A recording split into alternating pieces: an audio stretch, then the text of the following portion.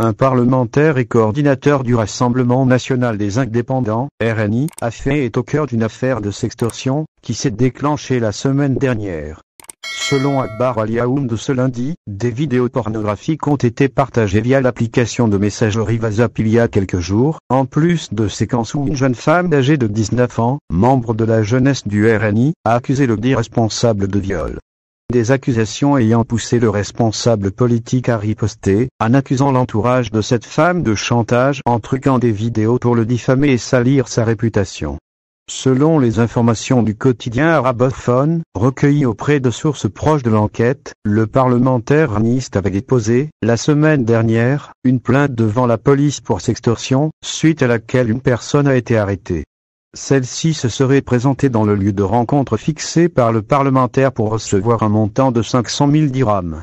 D'autres personnes seraient impliquées dans l'affaire, dont un Marocain résidant en Italie, poursuit le journal, qui précise que la jeune femme a été entendue par la police et a démenti son lien avec la tentative d'extorsion. Un syndicaliste ainsi qu'un fonctionnaire de la même commune dirigé par le responsable raniste ont été interpellés. Contacté par le journal, le parlementaire a assuré que les vidéos seraient truquées, en démentant les accusations portées à son encontre. Le journal précise que les personnes arrêtées ont été déférées devant le procureur du roi près le tribunal de première instance de fait, dimanche, en état d'arrestation tandis que l'enquête dans le cadre de cette affaire se poursuit. La police judiciaire de Safi a interpellé, dimanche, un individu âgé de 30 ans pour son implication présumée dans le détournement et l'attentat à la pudeur sur une fille mineure de 14 ans.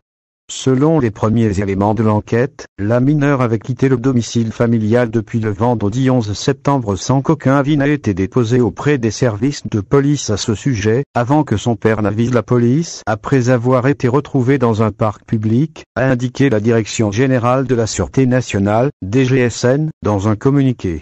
Les recherches et investigations préliminaires de la police judiciaire ont révélé qu'après avoir quitté le domicile familial, la victime a été détournée par deux personnes qui l'ont ensuite violée, sans violence, au domicile de l'un d'eux dans le quartier Zine El Abidine à Safi, précise la DGSN, faisant savoir que les recherches ont permis d'identifier les deux suspects et d'interpeller l'un d'eux.